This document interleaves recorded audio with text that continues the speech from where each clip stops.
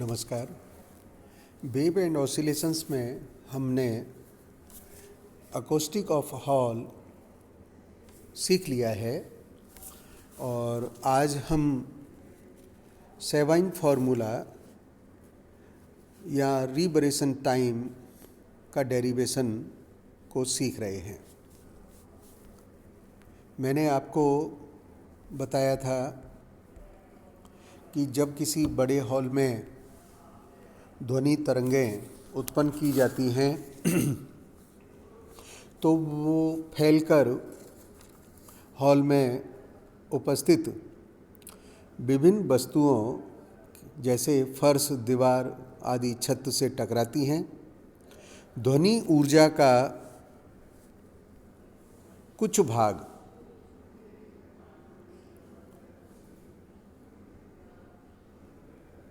अवशोषित हो जाएगा तथा कुछ भाग परावर्तित ध्वनि हॉल के वापस आकर के अनडिजायरेबल इको उत्पन्न करेगा। स्रोत से सीधे आने वाली जो ध्वनि है वह इस कारण ठीक से सुनाई नहीं पड़ पाती। इस प्रकार स्रोत से ध्वनि उत्पन्न होने के बंद हो जाने के बाद भी हॉल की दीवारों, छत आदि से क्रमिक परिवर्तन, मल्टीपल रिफ्लेक्शन के फलस्वरूप ध्वनि का कुछ समय तक रिबरेशन बना रहता है। वह समय जब तक हॉल में यह ध्वनि बनी रहती है रिबरेशन टाइम कहलाता है। मैंने चित्र में ध्वनि की तीव्रता और समय में ग्राफ खींचा है और इस ग्राफ में मैंने 3-4 पार्ट दिखलाए हैं जो क्रमशः बी, सी, डी और ई हैं। ध्वनि की तीव्रता को समय टी तक उत्पन्न किया जाता है तथा यह समय उस क्षण से नापा जाता है जबकि हॉल में बैठे प्रेक्षण के कान में ध्वनि सर्वप्रथम पहुंचती है। तो प्रेक्षक के द्वारा सुनी गई ध्वनि की तीव्रता का समय के साथ जो परिवर्तन है उसको मैंने ग्राफ से प्रदर्शित किया है। इससे स्पष्ट है कि प्रारंभ में ध्वनि के मल्टीपल रिफ्लेक्शन के फलस्वरूप ध्वनि की तीव्रता तेजी से बढ़ती है, जिसे कि चित्र में ए बी भाग के द्वारा दिखाया गया है। क्योंकि प्रारंभ में ध्वनि का अवशोषण नगण्य होता है, तत्पश्चात ध्वनि का अवशोषण बढ़ जाने के कारण चित्र में बी सी भाग में ध्वनि की तीव्रता को दिखाया है जो धीरे धीरे बढ़ती है। भाग सी डी है जिसमें ध्वनि का परावर्तन तथा अवशोषण लगभग बराबर हो जाते हैं, अतः ध्वनि की तीव्रता समय के साथ लगभग नियत हो जाती है। अब मूल ध्वनि के बंद हो जाने पर अवशोषण के कारण ध्वनि की तीव्रता का जो भाग है डी ई में हम देख रहे हैं, समय के साथ वह तेजी से घटने लगता है। चित्र से स्पष्ट है कि मूल ध्वनि समाप्त होने के बाद भी कुछ समय तक ध्वनि बनी रहती है। अवशोषण जितना अधिक होता है ध्वनि की तीव्रता उतनी ही अधिक तेजी से घटती है तथा रिबरेशन टाइम भी कम रहता है। वैज्ञानिक सेबाइन ने अपने प्रयोगों के आधार पर कुछ निष्कर्ष निकाला और उन्होंने बताया कि जो रिबरेशन टाइम है वह कमरे के प्रभावी पृष्ठ क्षेत्रफल के व्युत्क्रमानुपाती होता है, जबकि कमरे के आयतन के अनुक्रमानुपाती होता है। और उन्होंने एक संबंध दिया T = KB/A, जहाँ K एक अनुक्रमानुपाती नियतांक है। दूसरे शब्दों में हम ऐसा कह सकते हैं कि किसी बड़े हॉल के लिए रिबरेशन टाइम उसके आयतन तथा संपूर्ण क्षमता की निष्पत्ति के अनुक्रमानुपाती होता है तथा हॉल की आकृति, स्रोत एवं प्रेक्षक की स्थिति पर निर्भर नहीं करता। अतः प्रभावी क्षेत्रफल A को AS लिखा जा सकता है, स्मॉल AS लिखा जा सकता है, जहाँ पर कि कैपिटल S अवशोषक पदार्थ का क्षेत्रफल है, जबकि स्मॉल a उस पदार्थ का अवशोषण गुणांक है। अर्थात जो संबंध सेवाइन ने दिया T = KB/A, हम उस गणितीय संबंध को KB/AS के द्वारा लिख सकते हैं। सेवाइन के द्वारा जो रिबरेशन टाइम परिभाषित किया गया, उन्होंने बताया कि रिबरेशन टाइम वह समय है जिसमें मूल ध्वनि बंद होने के उपरांत ध्वनि की तीव्रता अपनी प्रारंभिक तीव्रता की 10 लाखवां भाग यानी 1/10⁶ रह जाती है।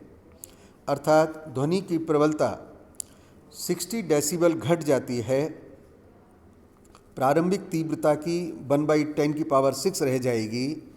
और इसे उन्होंने जो सूत्र का प्रयोग किया उसका मान दिया T = 0.17B/((As)। हम इस सूत्र की व्युत्पत्ति कर सकते हैं।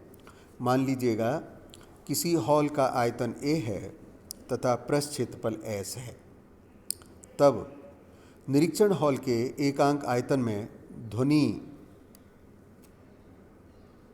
मान लीजिए I है, ध्वनि ऊर्जा I है।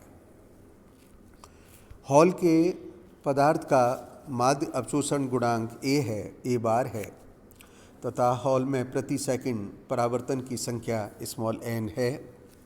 तो dt समय में ध्वनि की तीव्रता जो बनेगी, कमी जो होगी, वह दी जाएगी di = -i A bar n dt। यहाँ पर ऋणात्मक चिन्ह तीव्रता में कमी को प्रदर्शित कर रहा है।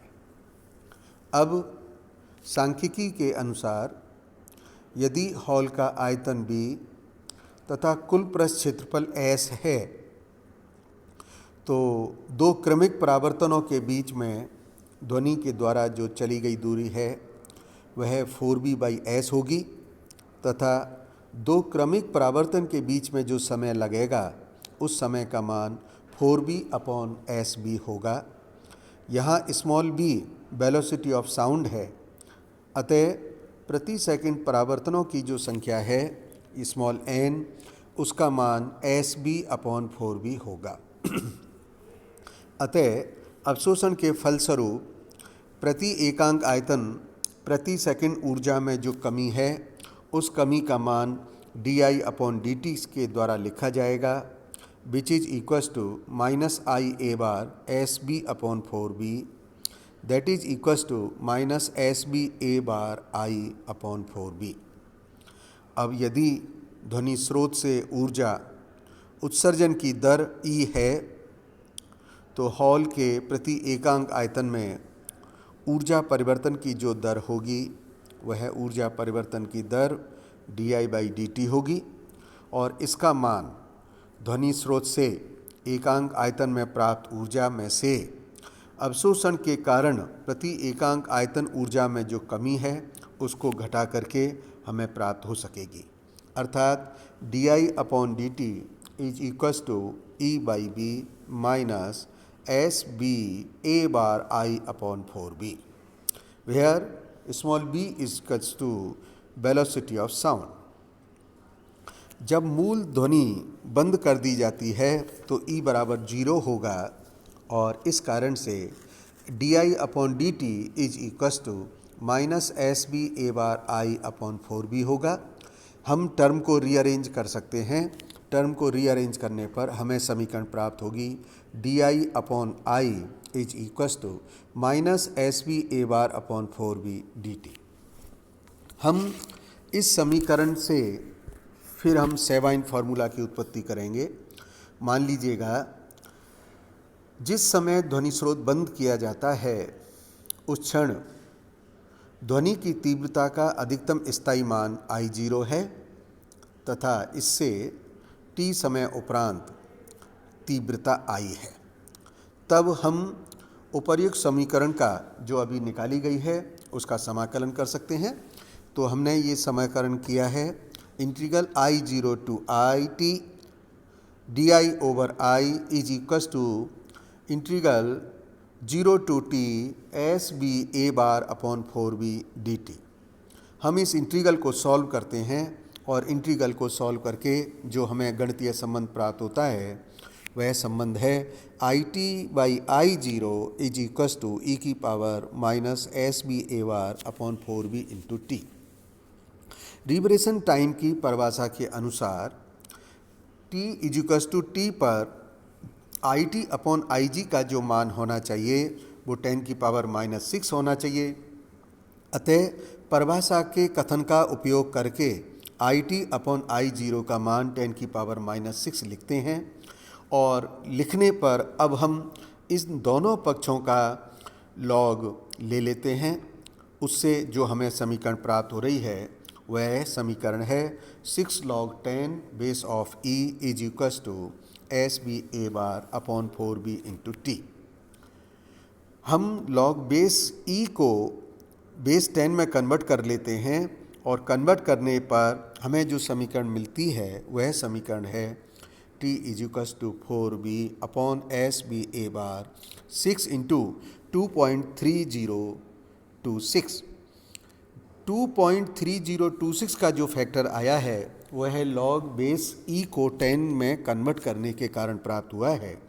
वेलोसिटी का मान 330 मीटर पर सेकंड यदि हम मान लें तो हम लिबरेशन टाइम की समीकरण प्राप्त करते हैं t is equals to 0.17b/s। यही फॉर्मूला सेबाइन के द्वारा दिया गया था और इस प्रकार से इस सांख्यिकी मेथड का प्रयोग करके हमने सेबाइन का जो सूत्र है उसको उत्पन्न कर लिया है। धन्यवाद।